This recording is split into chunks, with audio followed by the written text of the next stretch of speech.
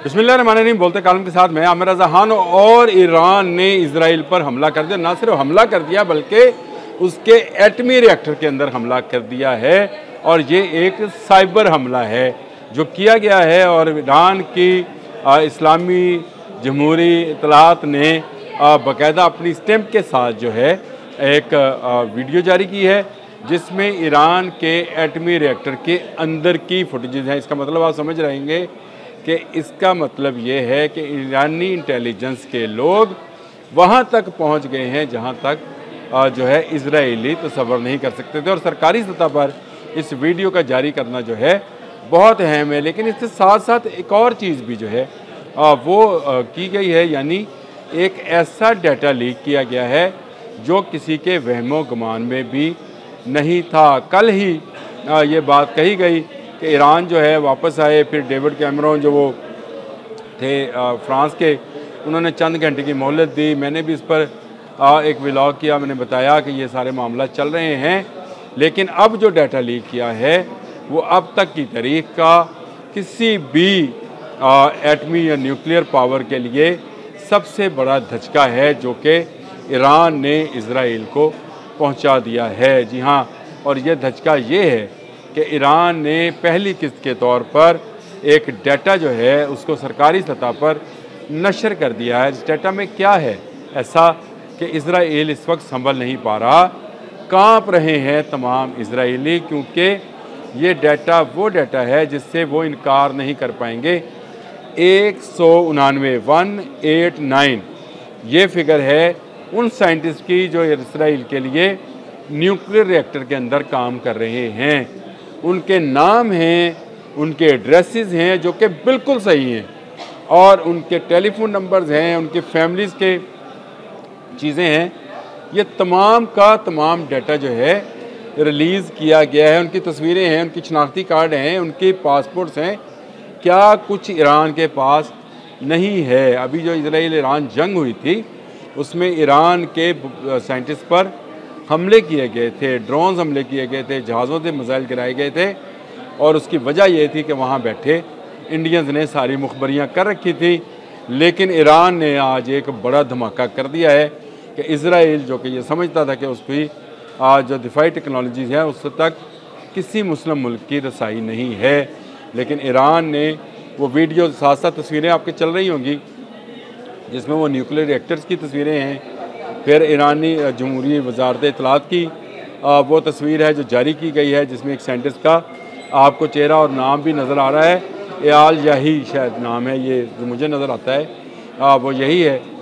फिर उसमें 189 का फिगर शामिल है कि 189 साइंटिस्ट जो हैं उनके नाम, एड्रेसेस और यानी उनके नाम पते जो हैं उसको शाया किया गया और उनके मुतल्लिक बाकी छोटी छोटी मालूमात भी मौजूद हैं। लेकिन ये पहली किस्त है, अभी इसके बाद की किस्त जो है आना है। यानी ये ट्रेलर है जो ईरान ने दिखाया है, फ़िल्म अभी बाकी है मेरे दोस्त, कि ईरान ने वो कर दिखाया है कि अगर ईरान की एटमी तनसीबात महफूज नहीं हैं और उसके लिए इजराइल को अमेरिका की मदद लेना पड़ी, B-52 बम्बार आके बम्बारी की। और कल ही डोनाल्ड ट्रंप जो है उछल उछल कर परसों ये कह रहे थे कि हमें पता नहीं कितने 100 पाउंड के बम्स जो हैं वो गिराने पड़े। लेकिन उस बम से भी ज़्यादा ख़तरनाक ये बम है जो घुस के मारा है ईरान ने, यानी इंटेलिजेंस एजेंसी ने वो काम कर दिखाया है जिसका ना यूरोप, ना अमेरिका, ना किसी और मुल्क को तसव्वुर भी था। ये एक ऐसी हकीकत बन गई है, ये कैसा बन गया है, आप इसको कहें कि बहाना बन गया है कि अब ईरान जो है, ईरान के हाथों इजराइल की कोई न्यूक्लियर जो है तनसीबात और उसके साइंटिस्ट जो हैं महफूज नहीं है। गो ईरान के सदर मसूद पज़ेश्कियान ने कल भी कहा कि वो एटम बराए जंग नहीं, एटम बराए अमन के हामी है और वो किसी किस्म का कोई बम या कोई मिसाइल जो है एटमी नहीं बनाना चाहते हैं। उनके साइंटिस्ट पर हमला हुआ था, उनके न्यूक्लियर रिएक्टर पर हमला हुआ था। लेकिन अब इजराइल के अंदर से, एटमी रिएक्टर के अंदर से फुटेजेस, वो तो मैंने भी कभी नहीं देखी थी, आज मैंने देखी हैं। दुनिया के किसी मुल्क के एटमी रिएक्टर की अंदर की तस्वीरें आपको शायद कोई AI से डेवलप की हुई चीज़ें हों या कोई गवर्नमेंट खुद जारी करती है तो वो जारी हुई हों, इस तरह किसी दूसरी इंटेलिजेंस एजेंसी की जानिब से जारी नहीं की गई हैं और इसके कहा गया है कि ये पहली किस्त है, यानी डाटा अभी और भी मौजूद है। आपको याद होगा जब ईरान इसराइल जंग हो रही थी तो उसके अंदर ये बात कही जा रही थी कि ईरान ने के पास ऐसा डाटा है जो वो लीक कर सकता है, और अब उसको एक ट्विटर अकाउंट जो है ईरान उर्दू के ज़रिए हम तक पहुंचा है, क्योंकि हमें फारसी उस तरह से आती नहीं है। ये एक ट्विटर अकाउंट है जिसने वो तमाम हक़ाइक़ जो कि ईरानी वज़ारत ने आपसे कुछ घंटे पहले जारी किए हैं हम तक पहुँचाए हैं, जिसके मुताबिक 199 साइंटिस्ट के एड्रेसेस, उनके मतलब डाटा मौजूद है और इसके साथ साथ वो वीडियो मौजूद हैं। वीडियो तो शायद हम ना लगा पाएँ कॉपीराइट की वजह से, लेकिन वो जो तस्वीर हैं वो हम ज़रूर लगाएंगे।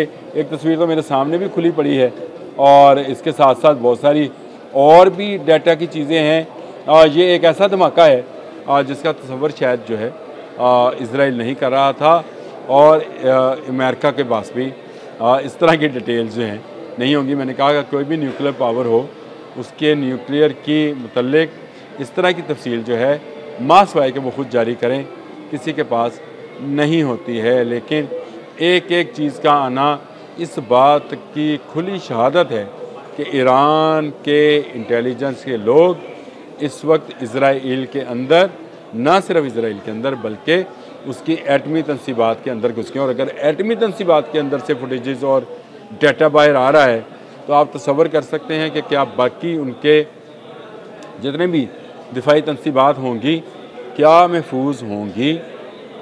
नहीं, ईरान खुलकर सामने आया है और ईरान ने ये डाटा लीक करके दुनिया को बता दिया है कि अगर उस पर हमला किया जाएगा तो वो उसका जवाब उसी की ज़ुबान में देगा। ईरान के एटमी साइंटिस्ट पर हमला किया गया था, ईरान के फ़ौजी अफसरान पर हमला किया गया था, लेकिन वो हमला था, जहाज़ मिसाइल इस्तेमाल हुए थे। ये तो इंटेलिजेंस है जिसमें हम समझते थे कि शायद जो मुसाद है वो बहुत ही पावरफुल है, CIA जो है बहुत ताकतवर है, और ये दोनों एजेंसियों का मिलाप जो है इसराइल के अंदर होता है, और यहाँ से आपको ना डाटा बाहर जाएगा बल्कि पूरी दुनिया का डाटा इनके पास महफूज होगा। लेकिन ईरान ने आज ये चीज़ साबित कर दी कि अगर वो जंग ना रुकती जो कि ईरान इसराइल वॉर थी, तो ईरान इसराइल की एटमी तनसीबात को भक करके उड़ा देता और उसके पास ये तमाम मालूमात, तमाम डाटा, तमाम चीज़ें जो थी मौजूद थी। लेकिन आज बहुत खुशी हुई मुझे ये देखकर कि ईरान ने वो तमाम इंटेलिजेंस रिपोर्ट्स सच साबित कर दिखाई जो ज़माने में कही जाती थी कि ईरान ने बहुत सारा डाटा इसराइल के ख़िलाफ़ इकट्ठा कर रखा है। पहली किस्त आई है, अभी आगे और किस्तें भी आनी हैं। अब तक के लिए इतना ही। अल्लाह हाफ़िज़।